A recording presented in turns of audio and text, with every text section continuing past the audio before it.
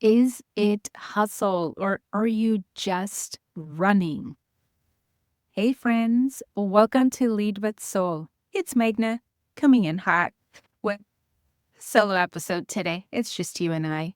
And today we are going to be talking about something that honestly has been living rent free in my head lately.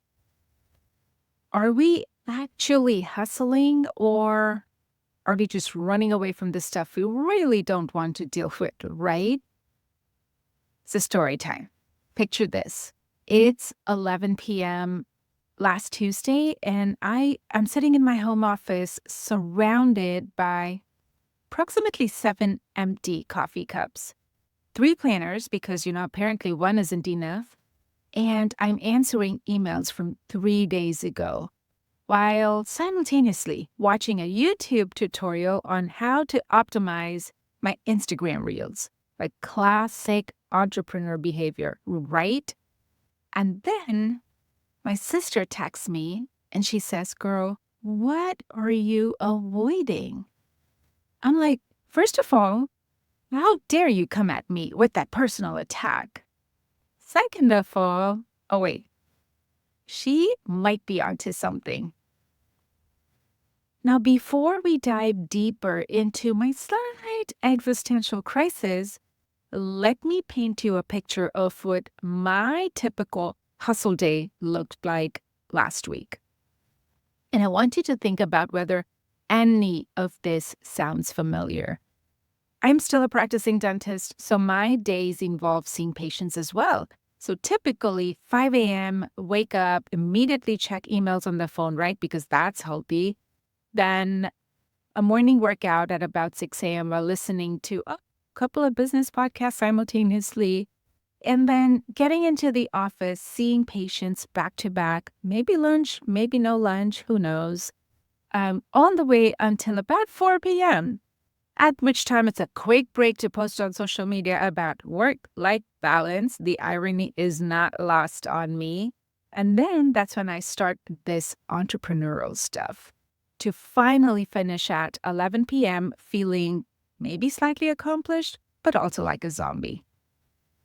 And you know what's funny? I was posting about slowing down in mindful business practices while moving at the speed of light or trying to make it make sense, right? So let's talk about why we do this, because I know I'm not alone. I've been doing some very scientific research, aka polling my friends on Instagram and texting my business besties. And here are the top reasons we stay unnecessarily busy. First up, we are avoiding something. It could be a difficult conversation, it could be a big decision, or in my case, the fact that I just haven't been able to get to doing the stuff that I wanted to, and it's been collecting dust just because I've been too busy. Spoiler alert, I'm not busy. I'm just afraid of failure. Second reason, we think that our worth is tied to our productivity. Like if you're not doing at least 47 things all at once, are you even successful? Honestly, we don't need to earn our right to exist by just being busy. Third, and this is the sneaky one, we are afraid of what might happen if we actually slow down. What if we actually have to feel our feelings, right? What if we realize that we don't want to be doing the things that are on our to-do list? Terrifying, right? Let me tell you about what happened when I finally took a hot minute to slow down. And by a hot minute, I mean I was forced to slow down because my shoulder hurt and it literally knocked me on my rear end. So there I was confined to my couch, unable to do all of my "I'm crushing it" dance. And guess what? The world didn't end. My business didn't collapse. The clients that I work with didn't leave me. In fact, something kind of magical happened. I had an idea for a new program, a really, really good idea, the kind that would not have come if I was just running around like a chicken with its head cut off. So this then brings me to the 3 questions I now ask myself before I add anything new to my plate. No fancy framework needed, right? No 3-step, 5-step, 7-point questionnaire, just honest answers. A, do I really actually truly want to be doing this thing? Or am I just thinking that I should? So, for example, last month, I almost launched a podcast about productivity tips. The irony, right? When I really, really thought about it, I realized I was only doing it because everyone else in my niche or in my industry has a podcast about productivity. But did I want to talk about it every week? No. I wanted to talk about making business fun, keeping it real, connecting with entrepreneurs. So guess what? That's what I'm doing now. Number 2, if I say no to this, what is the worst thing that could happen? I recently turned down speaking at a pretty prestigious conference. Why? Because it would have meant traveling across the country during tennis season for my daughter. Past me would have been like, oh my gosh, it's such a good opportunity. And present me was like, no, I only have my kids for a little bit and other opportunities will come along. And if they don't, that's okay. Well, guess what? Better ones came along that did not require me to leave home and miss tennis season. And then number 3, am I adding this to my plate because I'm excited about it or because I'm avoiding something else? Let's talk about this one for just a second because it's juicy. Remember the time I signed up for like 3 different business masterminds in 1 month? Turns out that I wasn't actually hungry for more knowledge. I was just avoiding launching my own thing because I was scared that I wouldn't be perfect.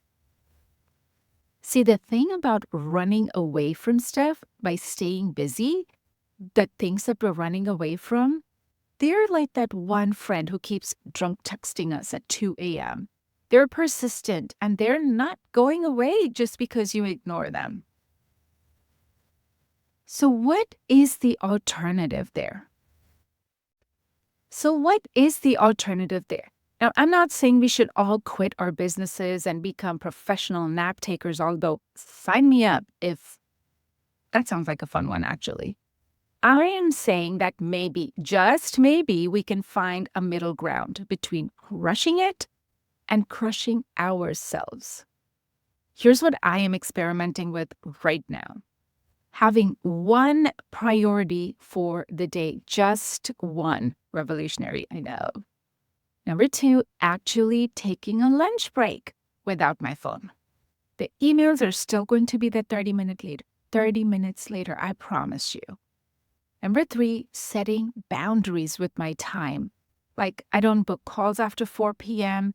because that's when my brain turns into a pumpkin, let's be honest. And my personal favorite, having whole weekends where I do not do any business-related activities. No checking emails, no quick social media checks, nothing. And let me tell you, since I started doing less, I am actually accomplishing more. Twist, right? Turns out when you're not scattered in like 17 different directions, you can actually focus on what truly matters. And the wild part, I am enjoying my business more, like genuinely enjoying it. Not just posting about it, enjoying it, but actually loving what I'm doing and secretly crying into my coffee that's already cold. So before I let you go, here's your permission slip for the day. You are allowed to take things off your plate. You are allowed to say, I'm good, to things that do not light you up. And you are definitely allowed to admit that sometimes you're doing too much just because you're avoiding something else.